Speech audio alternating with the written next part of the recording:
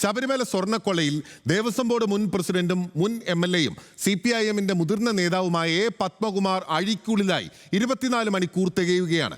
അയ്യപ്പന്റെ സ്വർണം കട്ടത് ആരൊക്കെ എന്ന ചോദ്യം വിശ്വാസികളും കോടതിയും ജനങ്ങളും ആവർത്തിച്ച് ചോദിച്ചപ്പോഴും ആത്മവിശ്വാസത്തോടെ ഉത്തരം നൽകിയ പത്മകുമാറിന് പക്ഷേ ഇന്നലെ പാളി. പോറ്റിയതിന് പിന്നിൽ പത്മകുമാറുമുണ്ടെന്ന് പറയുന്നത് പിണറായി വിജയന്റെ പോലീസാണ്. സ്വർണം ചെമ്പാക്കിയ രാസവിദ്യയ്ക്ക് പിന്നാലെ അതിന് പിന്നിൽ നിന്ന സാറുമാരുടെ പേര് പത്മകുമാർ സാറിലും വാസു സാറിലും നിൽക്കുമോ? അന്വേഷണം ഉന്നതിലേക്ക് വ്യാപിപ്പിക്കാൻ SIT തീരുമാനിച്ചിരിക്കുന്നു. അന്നത്തെ ദേവസ്വം മന്ത്രി കടകംപള്ളി സുരേന്ദ്രനെ അടക്കം ചോദ്യം ചെയ്യുമെന്നാണ് ഈ മണിക്കൂറുകളിൽ പുറത്തുവരുന്ന വിവരം. പത്മകുമാറിന്റെ മൊഴി അന്വേഷണത്തെ ഏത് വഴിയിലേക്ക് നയിക്കും, അല്ലെങ്കിൽ ഏത് ദിശയിലേക്ക് തിരിക്കും? ശബരിമല സ്വർണ്ണക്കൊള്ളയിൽ CPIM പ്രതിരോധത്തിലാണോ? ഹോട്ട് ആൻഡ് ടോക്ക് പരിശോധിക്കുന്നു. വമ്പൻ സ്രാവുകൾ ബാക്കിയാണോ? Advocate Vasanth Thengumpally, Congress advocate BN Bhaskar, ഇടത് നിരീക്ഷകർ എന്നിവരാണ് തത്സമയം നമുക്കൊപ്പം ചേരുന്നത്. രണ്ട് അതിഥികൾക്കും സ്വാഗതം. ആദ്യം തന്നെ ശ്രീ അഡ്വക്കേറ്റ് BN ഭാസ്കർ, ഇപ്പോൾ വലിയ പ്രതിസന്ധി CPIM-ന് ഉണ്ടായി എന്നുള്ളതാണ് രാഷ്ട്രീയ എതിരാളികൾ ഉൾപ്പെടെ പറയുന്നത്. CPIM-ന്റെ ഒരു മുതിർന്ന നേതാവ്, അന്നത്തെ കാലത്തെ, അതായത് മുൻ ദേവസ്വം പ്രസിഡന്റ് ആയിരുന്ന ഒരു വ്യക്തി തന്നെ അഴിക്കുള്ളിലേക്ക് എത്തിയിരിക്കുന്നു. 2 ദേവസ്വം പ്രസിഡന്റാണ്. മുൻപ് തിരുവാഭരണ കമ്മീഷണറായിരുന്ന N. വാസു ഉൾപ്പെടെ അഴിക്കുള്ളിലായിരിക്കുന്ന ഒരു പശ്ചാത്തലം.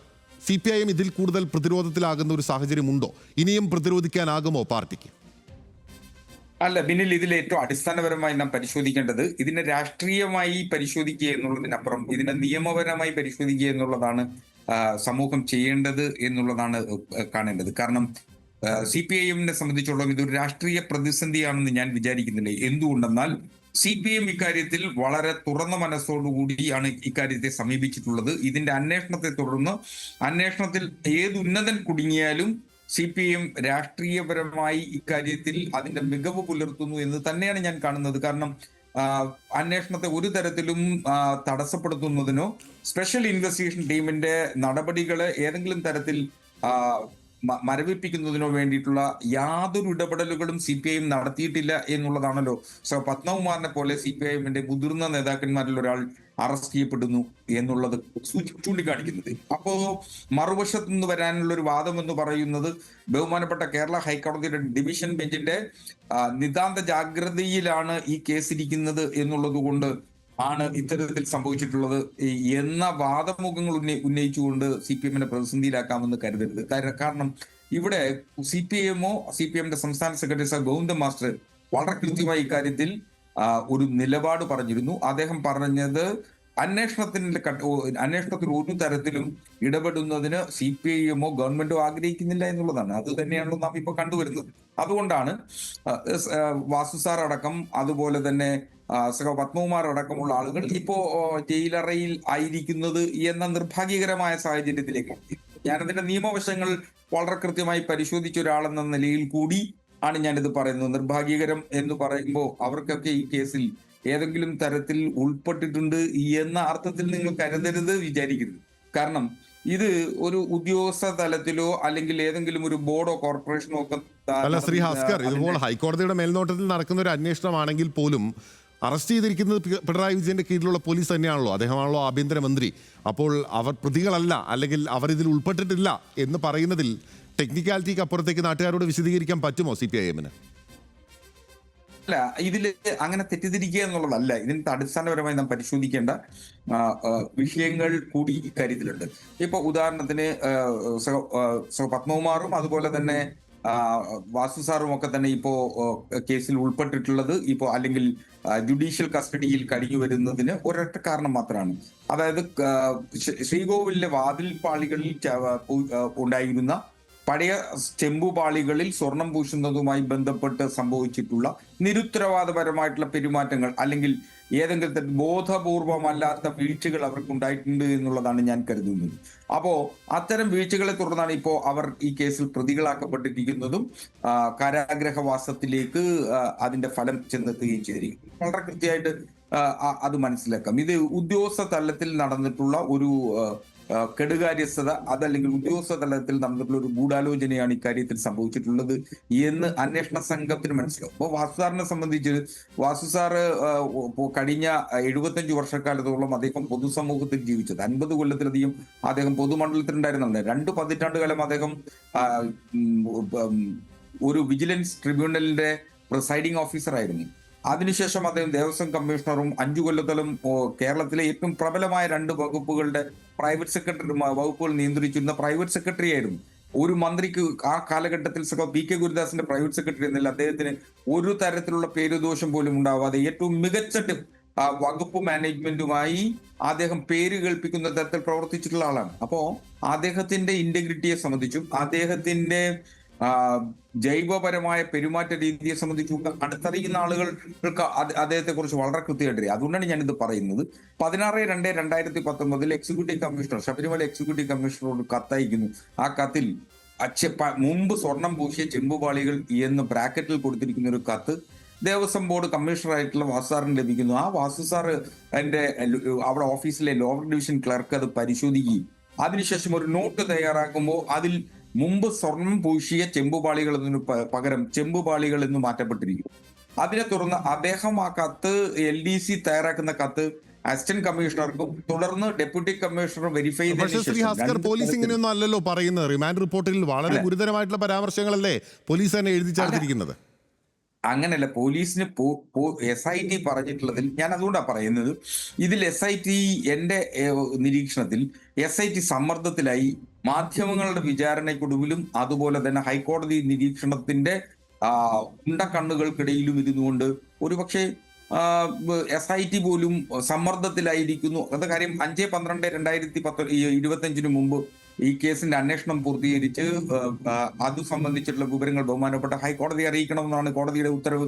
അപ്പോൾ അതിനടക്കം ആ സമ്മർദ്ദത്തിനൊടുവിലാണ് ഒരുപക്ഷെ ഇപ്പോ ഇത്തരത്തിൽ SIT ചെന്നെത്തുകയും അതിൽ ഒരു ഉദ്യോഗസ്ഥ തലത്തിൽ ഉണ്ടായിട്ടുള്ള ഗൂഢാലോചന, ഉണ്ണികൃഷ്ണൻ പോറ്റിക്ക് ഈ സ്വർണ്ണ പാളികൾ ഇളക്കി നൽകുന്ന ഉദ്യോഗസ്ഥ തലത്തിൽ നടത്തിയിട്ടുള്ള ഒരു ഗൂഢാലോചനയെ തുടർന്ന് ആ ഗൂഢാലോചനയിൽ ബോധപൂർവമല്ലാത്ത പിശകുകൾ വരുത്തിയിട്ടുള്ള ഉദ്യോഗസ്ഥന്മാരെയും ബോർഡ് നിയന്ത്രിക്കുന്നവരെയും ഇപ്പോൾ പ്രതിയാക്കപ്പെട്ടിരിക്കുന്നു എന്ന വ്യക്തമാണ്. അഡ്വക്കേറ്റ് വസന്ത് തെങ്ങുംപള്ളി, ഉദ്യോഗസ്ഥ തലത്തിൽ നടന്നിട്ടുള്ള ഒരു ഗൂഢാലോചന ഇരയാക്കപ്പെട്ടിരിക്കുന്നു 2 പ്രധാനപ്പെട്ട വ്യക്തികൾ, അങ്ങനെയാണ് ഇടതുപക്ഷം പറയുന്നത്. അല്ല, നോക്കൂ, ഞാനിപ്പം വളരെ സാഹൂതം ശ്രദ്ധിക്കുകയായിരുന്നു എന്റെ സുഹൃത്ത് അഡ്വക്കേറ്റ് DN ഹസ്കർ പറയുന്ന വാദങ്ങളെ. അദ്ദേഹം ഹൈക്കോടതിയിലെ ഏറ്റവും പ്രധാനപ്പെട്ട അഭിഭാഷകനാണ്, എന്റെ സഹപ്രവർത്തകനാണ്. അദ്ദേഹം എങ്ങനെയാണ് ഇത്രമാത്രം ടെക്നിക്കലി പോലും പോസിബിൾ അല്ലാത്ത ക്യാപ്സ്യൂളുകൾ വാരി വിതറുന്നത് എന്ന് ഞാൻ ആലോചിക്കുകയായിരുന്നു. നോക്കൂ, അദ്ദേഹം പറയുന്നത് CPM-ന്റെ ആദ്യഘട്ടത്തിലെ ക്യാപ്സ്യൂളാണ്. അതായത് ഈ വിഷയത്തിൽ പോറ്റിക്ക് മാത്രമാണ് പങ്ക്, അതിനപ്പുറത്തേക്ക് മറ്റാർക്കും പങ്കില്ല എന്ന CPM ആദ്യം പറഞ്ഞ അതേ ക്യാപ്സ്യൂൾ. നോക്കൂ, ഞങ്ങളുടെ സർക്കാർ പോറ്റിയെ പിടിച്ചില്ലേ നിമിഷങ്ങൾക്കുള്ളിൽ എന്ന് PS പ്രശാന്ത് പറഞ്ഞ അതേ ക്യാപ്സ്യൂൾ അദ്ദേഹം വീണ്ടും ഉപയോഗിക്കുകയാണ്. അദ്ദേഹം എത്രയും പെട്ടെന്ന് AKG സെന്ററിൽ എത്തേണ്ടതാണ്. അവിടെ പുതിയ ക്യാപ്സ്യൂളുകൾ വിതരണം ചെയ്യുന്നുണ്ട്. അത് അപ്ഡേറ്റ് ചെയ്ത ശേഷം അടുത്ത ദിവസം ചർച്ചകളിൽ വരണമെന്ന് എന്റെ സ്നേഹിതനോട് ഞാൻ ആവശ്യപ്പെടാൻ താല്പര്യപ്പെടുകയാണ്. നോക്കൂ, ഇന്നലെ അടക്കം CPM-ന്റെ പ്രതിനിധികൾ അല്ലെങ്കിൽ LDF-ൽ നിന്ന് വരുന്നവർ ഒക്കെ പത്മകുമാറിനെ തള്ളിപ്പറയുന്ന ഒരു നിലപാടാണ് കഴിഞ്ഞ ചർച്ചകളിൽ, ഞാനടക്കം പങ്കെടുത്ത ചർച്ചകളിൽ എടുത്തത്. അതിന് പിന്നിൽ ഒരു കാര്യം കൂടിയുണ്ട്. കാരണം പത്തനംതിട്ട ജില്ലയിലെ CPM-നുള്ളിലെ ഗ്രൂപ്പ് പോര് നമുക്കറിയാം. ഇപ്പൊ നാളെ ഇനിയിപ്പോ പത്മകുമാറിനെ ഇതിൽ പ്രതി ചേർത്തത് CPM-നുള്ളിലെ ഗ്രൂപ്പ് പോരിന്റെ ഭാഗമായാണ്, അതിൽ ഒരു സൈഡിൽ നിൽക്കുന്ന ഗ്രൂപ്പുകാരനായിട്ടുള്ള പോലീസ് ഉദ്യോഗസ്ഥനാണ് എന്നുകൂടി ഒരു ക്യാപ്സ്യൂൾ ഇറക്കിയാൽ മാത്രം പൂർണ്ണമാവുകയുള്ളൂ. നോക്കൂ, പത്മകുമാറിനെ സംബന്ധിച്ച് അങ്ങനെ ഏതെങ്കിലും ഒരാൾക്ക് പെട്ടെന്നൊരു ദിവസം അയ്യോ ഹൈക്കോടതിയുടെ ഉണ്ടക്കണ്ണുകളും സർക്കാരിന്റെ ഇരുമ്പ് ചട്ടക്കൂടുമുണ്ടേ എന്ന് പറഞ്ഞ് അറസ്റ്റ് ചെയ്യാൻ പറ്റുന്ന ആളല്ല പത്മകുമാർ കോന്നി MLA ആയിരുന്നു. അദ്ദേഹം DYFIയുടെ സംസ്ഥാന ജോയിന്റ് സെക്രട്ടറി ആയിരുന്നു, സംസ്ഥാന വൈസ് പ്രസിഡന്റ് ആയിരുന്നു. പിന്നീട് CPM-ന്റെ ദീർഘകാലത്തെ ജില്ലാ സെക്രട്ടേറിയറ്റ് മെമ്പറാണ്, നിലവിൽ ജില്ലാ സെക്രട്ടേറിയറ്റ് മെമ്പറാണ്. അതായത് അങ്ങനെയൊന്നും പാർട്ടിക്ക് കൈവിട്ട് കളയാനോ പാർട്ടി അതിന്റെ അങ്ങേയറ്റത്തെ സംരക്ഷണം ഒരുക്കാൻ ശ്രമിച്ചു നോക്കിയാൽ അതിനുവേണ്ടി ഇറങ്ങി പുറപ്പെടുന്ന ഒരാളാണ് പത്മകുമാർ. ആ പത്മകുമാറിനെ SIT-യിലെ ഏതെങ്കിലും ഒരു സാധാരണ ഉദ്യോഗസ്ഥന് മതിയായ തെളിവുകളില്ലാതെ, കൃത്യമായും വ്യക്തമായതുമായ തെളിവുകളില്ലാതെ അറസ്റ്റ് ചെയ്യാൻ സാധിക്കുമെന്ന് വിശ്വസിക്കാൻ അരിയാഹാരം കഴിക്കുന്നവർക്ക് സാധിക്കില്ല. കാരണം നോക്കൂ, ഹസ്കറിന്റെ ജില്ലയ്ക്ക് അടുത്ത് തന്നെയാണ് പത്തനംതിട്ട, എന്റെ ജില്ലയ്ക്കും അടുത്ത് തന്നെയാണ് പത്തനംതിട്ട. നമുക്കറിയാലോ അവിടുത്തെ രാഷ്ട്രീയം. വീണ ജോർജും പത്മകുമാറും തമ്മിലുള്ള ഫൈറ്റ് ഒക്കെ നമുക്കറിയാലോ. അപ്പോ ഇപ്പോഴും പത്മകുമാർ CPM-ന്റെ ജില്ലാ സെക്രട്ടേറിയറ്റ് മെമ്പറാണ്. അദ്ദേഹത്തെ തരം താഴ്ത്തും എന്നുള്ള കണക്കിന് വാർത്തകൾ വരുന്നു. അങ്ങനെയാണെങ്കിൽ അദ്ദേഹത്തിന് യാതൊരു പങ്കുമില്ലെങ്കിൽ എന്തിനാണ് നിങ്ങൾ തരം താഴ്ത്തുന്നത് പത്മകുമാറിനെ? പിന്നീട് ശ്രീ ഹസ്കർ പറഞ്ഞത് വാസു സാർ എന്നാണ് പറഞ്ഞത്. ഈ വാസു സാർ ആരായിരുന്നു? തിരുവാഭരണം കമ്മീഷണറായിരുന്നു. തിരുവാഭരണം കമ്മീഷണറിന് കൃത്യമായി തിരുവാഭരണത്തിൽ എത്രമാത്രം സ്വത്തുണ്ടെന്നും അതിന്റെ മൂല്യം എത്രയാണെന്നും പൊട്ടും പൊടിയും തൊങ്ങലും വരെ അറിയാം. അങ്ങനെ പൊട്ടും പൊടിയും തൊങ്ങലും വരെ അറിയാവുന്ന തിരുവാഭരണം കമ്മീഷണർ തിരുവാഭരണം കൂടി ഉൾപ്പെടുന്ന തിരുവിതാംകൂർ ദേവസ്വം ബോർഡിന്റെ പ്രസിഡന്റ് ആയപ്പോ ആ തിരുവാഭരണം അടിച്ചു മാറ്റാൻ വേണ്ടി സഹായം ചെയ്തു കൊടുത്തു. അതിന് ഗൂഢാലോചന നടത്തി എന്നതാണ് കേസ്. നോക്കൂ, ഇപ്പോ ഹസ്കർ പറയുന്നത് നമ്മൾ വിശ്വാസത്തിൽ എടുത്താൽ, അംഗീകരിച്ചാൽ ഈ പത്മകുമാറും ഈ പറയുന്ന വാസുവും പ്രതിയല്ല ചേർക്കപ്പെടേണ്ടത്. അവർ സാക്ഷികളല്ലേ ആവേണ്ടത്, അല്ലെങ്കിൽ മാപ്പ് സാക്ഷികളായി അവർക്ക് മാറാമല്ലോ. പക്ഷെ അവരെ പ്രതി ചേർക്കുന്നത് കൃത്യമായി അവരുടെ. പക്ഷേ അഡ്വക്കേറ്റ് വസന്ത, ഇപ്പോൾ അത്തരം സാധ്യതകൾ ഉണ്ടായിട്ട് പോലും അവരെ കൃത്യമായ നിയമത്തിന് മുന്നിൽ ഹാജരാക്കി എന്ന് പറയുമ്പോൾ ഈ സർക്കാരിനും CPM-നും ഇനി ഒന്നും മറയ്ക്കാനില്ല എന്ന് വ്യക്തമാവുകയല്ലേ? ഒരിക്കലുമല്ല. കാരണം ഞങ്ങളുടെ ഡിമാൻഡ് എന്താണ് ശ്രീ ബിനിൽ പോത്തൻ? അങ്ങനൊരു കാര്യം മനസ്സിലാക്കൂ. ഞങ്ങൾ തുടക്കം തന്നെ പറഞ്ഞിരുന്നു, ഇതിൽ ഏതെങ്കിലും ഒരു വാസുവിലോ ഏതെങ്കിലും ഒരു പത്മകുമാറിലോ ഏതെങ്കിലും ഒരു PS പ്രശാന്തിലോ ഒതുങ്ങുന്നതല്ല ഇത്. ഇത് കടകംപള്ളിയിലേക്ക് എത്തണം, ഇത് വാസവനിലേക്ക് എത്തണം. അതായത് ഞങ്ങൾ തുടക്കം തൊട്ടേ പറഞ്ഞിരുന്നു, വാസവനിലേക്കും എന്താണ്, അല്ലാതെ നിങ്ങളുടെ പൊളിറ്റിക്കൽ ടാർഗറ്റ് അല്ലേ അത്? അല്ലല്ലോ. അതാണ് ഞാൻ പറഞ്ഞത്. ഞങ്ങൾ തുടക്കത്തിലെ ഈ വിഷയം ഉയർന്നു വന്നപ്പോൾ തന്നെ ശ്രീ ബിനിൽ ഞങ്ങൾ വളരെ കൃത്യമായി പറഞ്ഞിരുന്നു, വാസുവിൽ നിന്ന് വാസവനിലേക്കും പത്മകുമാറിൽ നിന്ന് PS പ്രശാന്തിലേക്കുമുള്ള ദൂരം വിദൂരമല്ല. അത് അങ്ങ് കരകാണ കടലൊന്നുമല്ല. വളരെ പെട്ടെന്ന് തന്നെ SIT അവിടേക്ക് എത്തും. കാരണം SITക്ക് മുമ്പാകെ SIT റിപ്പോർട്ട് ചെയ്യേണ്ടത് ബഹുമാനപ്പെട്ട കേരളത്തിന്റെ ഹൈക്കോടതിയോടാണ്. ഇന്നലെ അടക്കം CPM നേതാക്കൾ പറയുന്നു, നോക്കൂ, ഞങ്ങൾക്ക് എന്തെങ്കിലും മറച്ചു വെക്കാറുണ്ടായിരുന്നെങ്കിൽ പത്മകുമാറിനെ അറസ്റ്റ് ചെയ്യുവോ, വാസുവിനെ അറസ്റ്റ് ചെയ്യുവോ? ഞങ്ങളുടെ സർക്കാരാണ് അതിന് നേതൃത്വം കൊടുത്തത് എന്ന് പറയുമ്പോൾ എന്ത് ഫോഷ്കാണ് പറയുന്നത്? നോക്കൂ, കേരളത്തിന്റെ ഹൈക്കോടതി വളരെ കൃത്യമായി പറഞ്ഞു, ഞങ്ങൾക്കറിയണം ആരാണ് SIT-യെ തീരുമാനിക്കാൻ പോലും ടെക്നിക്കലി ഗവൺമെന്റിന് അധികാരം കൊടുത്തില്ല. ഗവൺമെന്റ് കുറച്ച് പേരുകൾ സജസ്റ്റ് ചെയ്തു. ഓക്കെ, ശരി, അത് ഞങ്ങൾക്ക് ഫീസിബിൾ ആണ്, അവരെ അപ്പോയിന്റ് ചെയ്തു എന്ന് കേരളത്തിന്റെ ഹൈക്കോടതി പറഞ്ഞു. ഒരുപക്ഷെ സർക്കാരിന് നിയന്ത്രിക്കാൻ പറ്റുന്ന ഉദ്യോഗസ്ഥരുടെ പേരുമായിട്ടാണ് ചെന്നിരുന്നതെങ്കിൽ അതെടുത്ത് കൊട്ടയിൽ കളയുമായിരുന്നു. അപ്പൊ കേരളത്തിന്റെ ഹൈക്കോടതി പറഞ്ഞു, ഓക്കെ, ഞങ്ങൾക്കറിയണം ആരാണ് SIT, അത് തീരുമാനിച്ചു. രണ്ടാമത് SIT-യോട് കോടതി പറഞ്ഞു, നിങ്ങളുടെ നെക്സ്റ്റ് സീനിയർ ഓഫീസറിന് റിപ്പോർട്ട് ചെയ്യണ്ട, സംസ്ഥാന സർക്കാരിന് റിപ്പോർട്ട് കൊടുക്കണ്ട, ആഭ്യന്തര വകുപ്പിനോ അതിന്റെ മന്ത്രി പിണറായി വിജയനോ റിപ്പോർട്ട് കൊടുക്കണ്ട, നിങ്ങൾ ഞങ്ങൾക്ക് റിപ്പോർട്ട് ചെയ്യണം. ആർക്ക്? കേരളത്തിന്റെ ബഹുമാനപ്പെട്ട ഹൈക്കോടതിക്ക് റിപ്പോർട്ട് ചെയ്യണം. അതുകൊണ്ടുള്ള ഗുണം എന്താണെന്ന് അറിയാമോ? ഈ ഉദ്യോഗസ്ഥർ സത്യസന്ധരാണ്. അവർ സത്യസന്ധരായതുകൊണ്ട് തന്നെ അവർക്ക് ഒന്നിലും വശംബദ്ധരാവേണ്ട കാര്യമില്ല. കാരണം അവർ റിപ്പോർട്ട് കൊടുക്കുന്നത് കേരള ഹൈക്കോടതിക്ക് മുമ്പാകെയാണ്. അവരെ ആരെങ്കിലും സ്വാധീനിക്കാൻ ശ്രമിച്ചാൽ അത് പൊളിഞ്ഞു പോകും. ആ ഉദ്യോഗസ്ഥരുടെ സത്യസന്ധതയും ബഹുമാനപ്പെട്ട കേരള ഹൈക്കോടതിയുടെ സർവൈലൻസും ഉള്ളത് കൊണ്ടാണ് ഈ അന്വേഷണം ഇങ്ങനെ മുമ്പോട്ട് പോകുന്നത്. നോക്കൂ, വാസവനിലേക്ക് എത്താതെ, കടകംപള്ളിയിലേക്ക് എത്താതെ ഒരു പക്ഷേ ശ്രീ വസന്തകുമള്ളി, ഇപ്പോൾ ഈ ഉദ്യോഗസ്ഥർ സത്യസന്ധരാണെങ്കിൽ അവർക്ക് മന്ത്രിമാരിലേക്ക് എത്താലോ. അവരുടെ കൈകൾ ബന്ധിക്കപ്പെട്ടിട്ടില്ലെങ്കിൽ സ്വാഭാവികമായും അവർക്ക് മന്ത്രിമാരിലേക്ക് എത്താലോ. കൃത്യമായ അന്വേഷണം നടക്കുമ്പോൾ അത് ഉദ്യോഗസ്ഥരുടെ മേന്മയും, എന്തെങ്കിലും വീഴ്ചകൾ ഉണ്ടായ അല്ലെങ്കിൽ നിങ്ങൾക്ക് അനുകൂലമായി അന്വേഷണം നടക്കുന്നില്ല എന്ന പ്രതീതി ഉണ്ടായിട്ടുണ്ടെങ്കിൽ അത് സർക്കാരിന്റെ പ്രശ്നം. ആ ഒരു സ്ഥിരം വാദമല്ലേ അത്? അല്ല ബിനിൽ, നോക്കൂ, ഇതിപ്പോ എലിവാണവും ഓലപ്പടക്കവും അല്ലേ പൊട്ടാൻ തുടങ്ങിയിട്ടുള്ളൂ. അങ്ങ് കാത്തിരിക്കൂ, അമിട്ടും ഗർഭം കലക്കിയും ഗുണ്ടും ഒക്കെ വരാനിരിപ്പുണ്ട്. അങ്ങിപ്പോ ഈ പറയുന്ന ഓലപ്പടക്കം പൊട്ടിയപ്പോഴേ അയ്യോ ഗുണ്ട് വന്നില്ലല്ലോ എന്ന് പറഞ്ഞ് ആകുലപ്പെടണ്ട. ഇതാ ഗർഭം കലക്കി വരാൻ പോകുന്നുണ്ട്. അത് വാസവനാണ്. വാസുവിൽ നിന്ന് വാസവനിൽ എത്താതെ ഇത് തീരില്ല. നോക്കൂ, കേരളത്തിന്റെ ദേവസ്വം ബോർഡിന്റെ മിനിസ്റ്റർ അവർ കഴിഞ്ഞ ദിവസങ്ങളിൽ പറയുന്നത് ദേവസ്വം ബോർഡ് ഒരു ഓട്ടോണമസ് ബോഡിയാണ്. ശരിയാണ്, അത് ആ കാലഘട്ടങ്ങളിലെ ഡിമാൻഡ്സ് അനുസരിച്ച് അങ്ങനെയാണ്.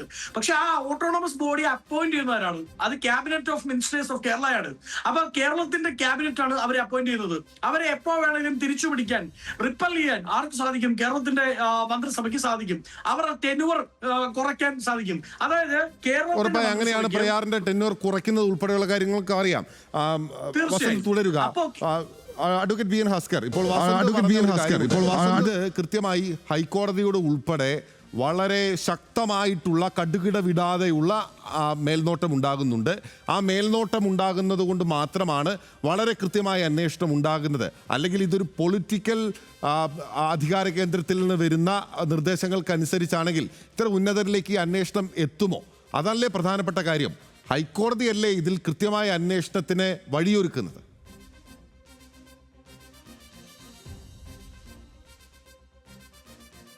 ഉൾപ്പെട്ട് ജയിൽവാസം അനുഭവിച്ച ചരിത്രമുള്ളതാണ് കേരളത്തിൽ. അപ്പോ ഇതൊരു ആ മുൻമന്ത്രിയെ സംബന്ധിച്ചിടത്തോളം അദ്ദേഹത്തിന് കേരള രാഷ്ട്രീയത്തിനുണ്ടായിരുന്ന സ്വാധീനത്തെക്കുറിച്ച് കേരളീയർ ഇന്നും മറന്നുപോയിട്ടില്ല. അപ്പൊ ആ സാഹചര്യത്തിൽ വളരെ കൃത്യമായി നമുക്കറിയാം, എത്ര ഉന്നതനായിരുന്നാലും ഇത്തരം അഴിമതികൾ നടത്തപ്പെടുന്ന സാഹചര്യമുണ്ടെങ്കിൽ അദ്ദേഹത്തെ കണ്ടെത്തുകയും അവരെ നിയമത്തിന് മുന്നിലെത്തിക്കുകയും ചെയ്യുന്നതിനുള്ള മാർഗങ്ങൾ നമ്മുടെ മുന്നിലുണ്ട്. അത് ഇപ്പൊ എവിടെയെങ്കിലും എക്സിക്യൂട്ടീവ് പരാജയപ്പെടുന്നിടത്ത് ജുഡീഷ്യറി അപ്പർ ഹാൻഡ് എടുക്കും. ജുഡീഷ്യറി വളരെ കൃത്യമായിട്ട് കാര്യത്തിൽ ഒരു നിലപാടെടുക്കും. ഇവിടെ അത്തരത്തിൽ ഒരു നിലപാട് എടുത്തു എന്ന് തന്നെയാണ് ഞാനും വിശ്വസിക്കുന്നത്. പക്ഷെ ഇവിടുത്തെ ഏറ്റവും പരമപ്രധാന പ്രശ്നം എന്താ, ആരായിരുന്നു ഇതു സംബന്ധിച്ച് ആദ്യമായൊരു കണ്ടെത്തലിലേക്ക് എത്തുന്നത് എന്നുള്ളതാണ്. ആദ്യത്തെ കണ്ടെത്തലെത്തുന്നത് തിരുവിതാംകൂർ ദേവസ്വം ബോർഡിന്റെ വിജിലൻസ് വിഭാഗമാണ് കണ്ടെത്തുന്നത്. ഇത്തരത്തിൽ അവിടെ ദ്വാരപാലക ശില്പങ്ങളിൽ സ്വർണം പൂശുന്നതുമായി ബന്ധപ്പെട്ട് തട്ടിപ്പ് നടന്നിട്ടുണ്ട് എന്ന് സൂചിപ്പിക്കുന്നത്.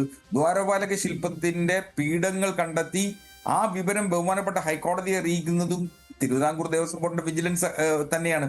അപ്പൊ വളരെ കൃത്യമായിട്ട് സംസ്ഥാന പോലീസിന്റെ കീഴിലുള്ള ഈ സ്ഥാപനങ്ങൾ തന്നെയാണ് ഇത് സർക്കാരിന്റെയും അതുപോലെ തന്നെ ജുഡീഷ്യറിയുടെയും ശ്രദ്ധയിലേക്ക് കൊണ്ടുവന്നത് എന്നത് മറന്നുകൊണ്ട് വിസ്മരിച്ചുകൊണ്ടോ, അത് ഇന്നലെ നടന്ന സംഭവം ആയതുകൊണ്ടാണ് നാം വിസ്മരിച്ചുകൊണ്ട് പുതിയ കഥകളിലേക്ക് പോകാൻ പാടില്ല. രണ്ട്, തിരുവിതാംകൂർ ദേവസ്വം ബോർഡ് ഒരു സ്വയംഭരണാവകാശ സ്ഥാപനമാണെന്നിരിക്കെ ആ ദേവസ്വം ബോർഡിന്റെ ദൈനംദിന പ്രവർത്തനങ്ങളിൽ ഒരു ഘട്ടത്തിലും സംസ്ഥാന സർക്കാരുകൾക്ക് ഇടപെടാനാവില്ല.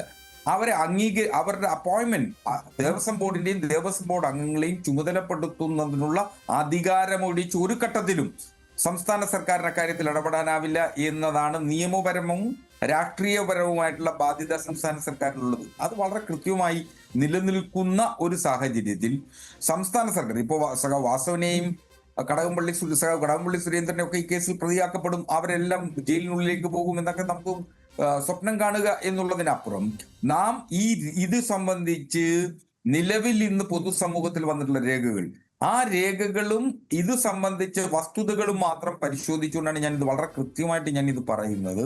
16/2/2019 തുടങ്ങി 18/5/2019 ശബരിമല ശ്രീകോവിൽ മുന്നിൽ 10 പേർ തയ്യാറാക്കുന്ന മഹസർ, ആ മഹസറിനെ സംബന്ധിച്ച് കൂടി നാം മനസ്സിലാക്കണം.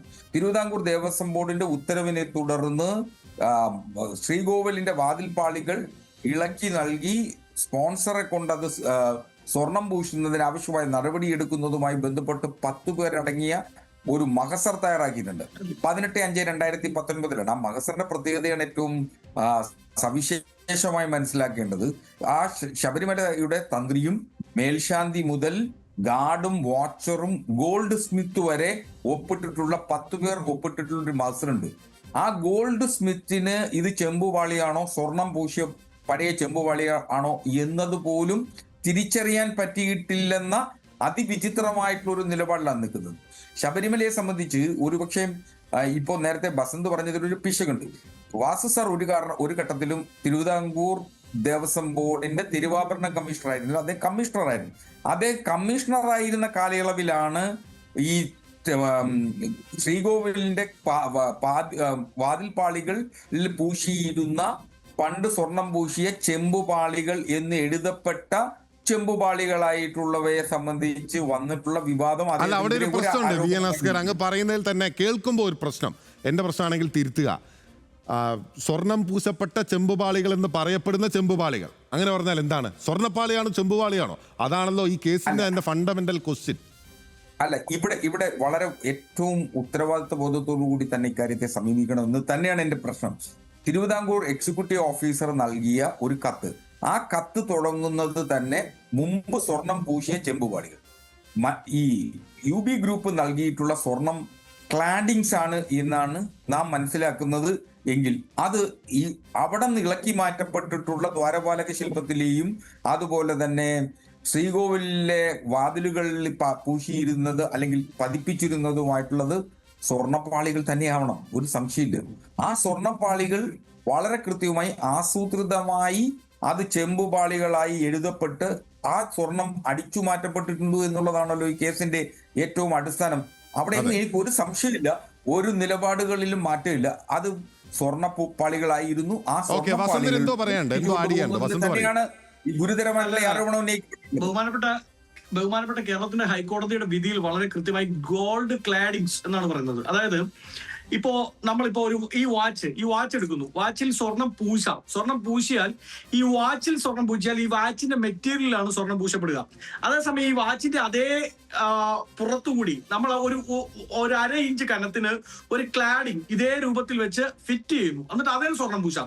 അപ്പൊ ആ ക്ലാഡിങ് ഗോൾഡ് ക്ലാഡിങ് ആണ്. അതായത് ആ പാളികൾ സ്വർണം തന്നെയാണ്, തനി തങ്ക സ്വർണമാണ്. ആ സ്വർണമാണ് ഇളക്കി കൊണ്ടുപോയത്. അതിനകത്ത് യാതൊരു സംശയവും വേണ്ട. അത് നിങ്ങൾ ഇത് സ്വർണം പൂശിയ ചെമ്പ് എന്ന് പറഞ്ഞുകൊണ്ട് എത്ര പറഞ്ഞാലും ഇത് ആവില്ല. പിന്നെ വേറൊരു പ്രധാനപ്പെട്ട പ്രശ്നമുണ്ട് ബിനിൽ ആൻഡ് ഭാസ്കർ. നോക്കൂ, അവിടുത്തെ സ്വർണത്തിന് ഒരിക്കലും നമുക്ക് വില കൽപ്പിക്കാൻ പറ്റില്ല. ഇപ്പോ 10 പവൻ സ്വർണം എന്നിരിക്കട്ടെ, എക്സാമ്പിൾ 10 പവനൊന്നുമല്ല, 350-400 കിലോ വരും. 10 പവൻ സ്വർണമാണെങ്കിൽ ഇന്നത്തെ വില വെച്ച് നമ്മൾ 1 ലക്ഷം രൂപ വെച്ച് കൂട്ടിയെന്ന് വെച്ചോ. അങ്ങനെ കൂട്ടിയാലും 10 പവന് 10 ലക്ഷം രൂപ എന്നാണ് കൂട്ടുക. പക്ഷേ ഈ ദ്വാരപാലകർ എന്ന് പറയുന്നത് ഹിന്ദു വിശ്വാസ പ്രകാരം ഡെയിറ്റിയാണ്, ദൈവം തന്നെയാണ്. അപ്പൊ ആ ദ്വാരപാലകരായ ഇത്രയും കാലം ശബരിമലയിൽ ഇരുന്ന ദ്വാരപാലകരെയാണ് വിൽക്കുന്നത്. സ്വർണത്തിന്റെ അല്ല, ഡയമണ്ടിന്റെ ഇരട്ടി വില വരും. അതായത് 10 ലക്ഷം രൂപയ്ക്ക് അത് ശബരിമലയിലെ സ്വർണമാകുമ്പോ മിനിമം 5 കോടി 10 കോടി രൂപ ഇരട്ടിക്കും. അത്രയും വലിയ വിലയുണ്ട്. അതിന്റെ വില നിസാരമല്ല. ടോട്ടൽ ഒരു 500 കോടി രൂപയുടെ തട്ടിപ്പ് അവിടെ നടന്നിട്ടുണ്ട് എന്നതിൽ സംശയം വേണ്ട. ഭാസ്കർ മറുപടി പറയാം. അങ്ങനല്ല, ശബരിമലയിൽ നഷ്ടപ്പെട്ടു പോയിട്ടുള്ള സ്വർണ്ണപ്പാളികളെ സംബന്ധിച്ച് ഒരു സംശയം എനിക്കില്ല. ആ സ്വർണ്ണപ്പാളികളുടെ മൂല്യത്തെ സംബന്ധിച്ച് അമൂല്യമാണ്. അതിനൊരു വില നിശ്ചയിക്കുക എന്ന് പറയുന്നത് ശബരിമലയോട് ചെയ്യുന്ന, അല്ലെങ്കിൽ അയ്യപ്പന്റെ അവിശ്വാസികളോട് ചെയ്യുന്ന ഏറ്റവും വലിയ ക്രൂരതയും അതിനെ സമീപിക്കേണ്ടത് അങ്ങനെയല്ല. ഇതില് വളരെ കൃത്യമായ ആസൂത്രണം നടന്നിട്ടുണ്ട്. ആ ആസൂത്രണത്തിന്റെ ഭാഗമായി ഒരു ഗൂഢാലോചനയുണ്ട്. ആ ഗൂഢാലോചനയുടെ തുടർച്ചയായി വന്നിട്ടുള്ള നടപടിക്രമങ്ങൾ, അതിൽ വളരെ സത്യസന്ധനായിട്ടുള്ള ഒരു മനുഷ്യൻ, എനിക്ക് വളരെ വ്യക്തിപരമായിട്ട് അടുപ്പമുള്ളതും വ്യക്തിപരമായിട്ട്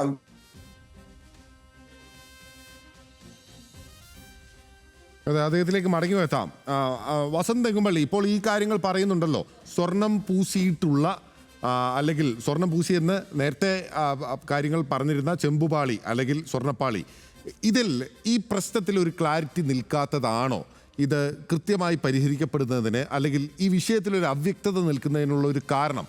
കൃത്യമായ തെളിവുകൾ, അതായത് നമ്മളിപ്പോൾ ഈ പറയുന്ന വാദമുങ്ങൾക്കപ്പുറത്തേക്ക് പോലീസിൻ്റെ ആ അറസ്റ്റ് കോടതി ഇപ്പോൾ പ്രാഥമികമായി അത് ശരിവെച്ച് അദ്ദേഹത്തെ റിമാൻഡ് ചെയ്തിരിക്കുന്നു, ജാമ്യം നൽകാതെ റിമാൻഡ് ചെയ്തിരിക്കുന്നു, ജുഡീഷ്യൽ കസ്റ്റഡിയിൽ വിട്ടിരിക്കുന്നു. ഇത്രയും വസ്തുതകൾ നമുക്ക് മുമ്പിലുണ്ട്. പക്ഷേ ഇത് ട്രയലിലേക്ക് വരുമ്പോൾ അദ്ദേഹം കുറ്റക്കാരനാണെങ്കിൽ വളരെ കൃത്യമായ തെളിവുകൾ, കോൺക്രീറ്റ് ആയിട്ടുള്ള എവിഡൻസ് ഉൾപ്പെടെ വേണമല്ലോ. അപ്പോൾ അത്തരം കാര്യങ്ങൾ ഉൾപ്പെടെ ഇതിൽ ശേഖരിക്കപ്പെട്ടിട്ടുണ്ടോ, അല്ലെങ്കിൽ അത് ഉണ്ടോ? ഈ രേഖകളെല്ലാം തന്നെ വളരെ കൃത്യമായി ശേഖരിക്കാൻ സാധിച്ചിട്ടുണ്ടോ? ഇതെല്ലാം ഒരുപാട് കാര്യങ്ങൾ പറഞ്ഞു കേൾക്കുന്ന കാര്യങ്ങൾ കൂടി ഇതിനകത്തുണ്ട് അല്ലേ?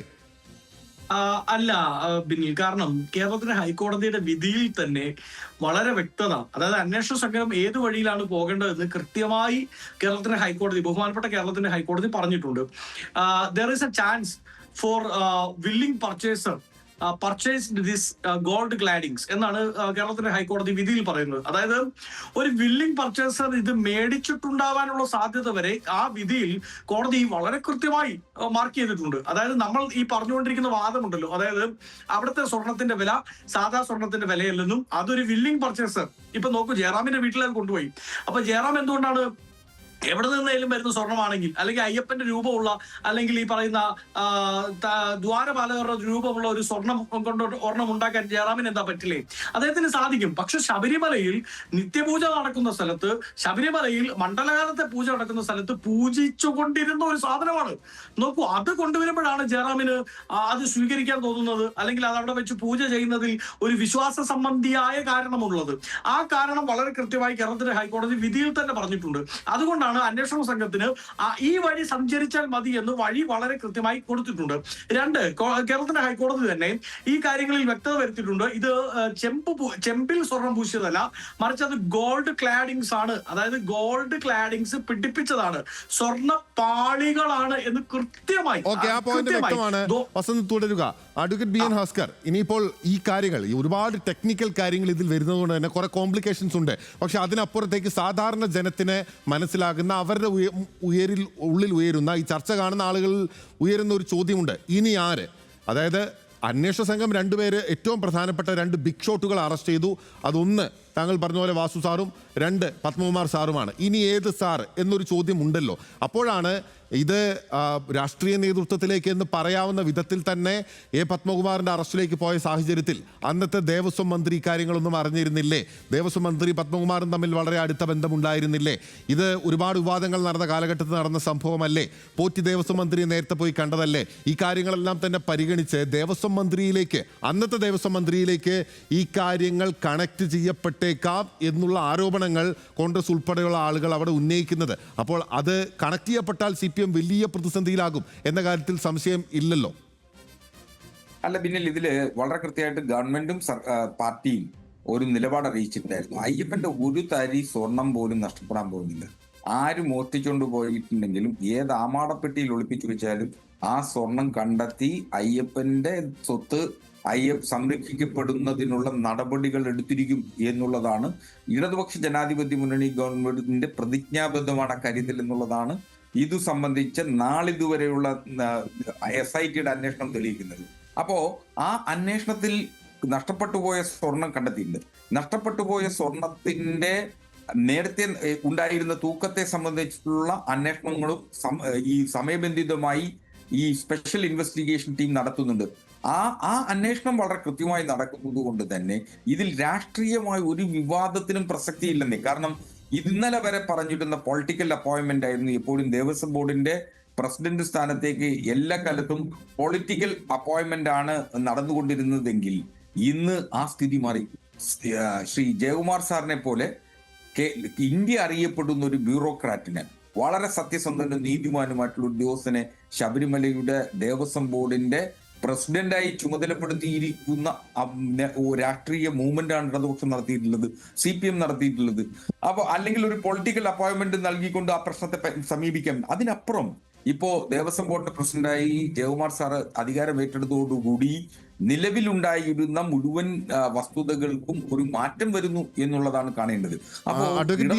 അപ്പോഴും മുൻകാല പ്രാബല്യത്തോടെ അല്ലല്ലോ ആ നിയമനം. ആ മുൻപിൽ നടന്നിട്ടുള്ള കാര്യങ്ങൾ അത് പൊളിറ്റിക്കൽ അപ്പോയിന്റ്മെന്റുകളായിരുന്നു. PS പ്രശാന്ത് ഉൾപ്പെടെയുള്ള ആളുകളുടെ വരെ അവിടെയാണല്ലോ പ്രശ്നങ്ങൾ ഉണ്ടാകുന്നത്. അപ്പോഴാണല്ലോ അങ്ങ് പറഞ്ഞ പോലെ ഒരു നോൺ പൊളിറ്റിക്കൽ പ്രീമിയർ മുഖത്തിലേക്ക് CPM അല്ലെങ്കിൽ സർക്കാരിന് കടക്കേണ്ടി വന്നത്. അപ്പോൾ ആ നേരത്തെ സംഭവിച്ച കാര്യങ്ങൾ, ആ അപ്പോയിന്റ്മെന്റുകൾ കൊണ്ട് ഉണ്ടായിട്ടുള്ള കാര്യങ്ങൾ അതൊന്നും റദ്ദാക്കപ്പെടുന്നില്ലല്ലോ. അല്ല, നേരത്തെ ഉണ്ടായിട്ടുള്ള എന്ത് പിശകുണ്ടെങ്കിലും ആ പിശകുകൾ പരിഹരിക്കുന്നതിനാവശ്യമായിട്ടുള്ള നടപടിക്രമങ്ങളിലൂടെ മാത്രമേ മുന്നോട്ട് പോകാനാവൂ, എന്ത് പിശകുകളുണ്ടെങ്കിലും. അതുകൊണ്ടാണ് ഞാൻ പറഞ്ഞത്, ഇന്നലെ വരെ വിമർശകരുടെ വായടപ്പിക്കുന്ന ഒരു നിയമന ഉത്തരവായിരുന്നു ജയകുമാർ സാറിനെ തിരുവിതാംകൂർ ദേവസ്വം ബോർഡിന്റെ പ്രസിഡന്റ് സ്ഥാനത്തേക്ക് സംസ്ഥാന സർക്കാർ നിയോഗിച്ചത് എന്ന ഏറ്റവും അഭിനന്ദനാർഹമായിട്ടുള്ള ഒരു നടപടിയാണ് സംസ്ഥാന സർക്കാർ നടത്തിയിട്ടുള്ളത്.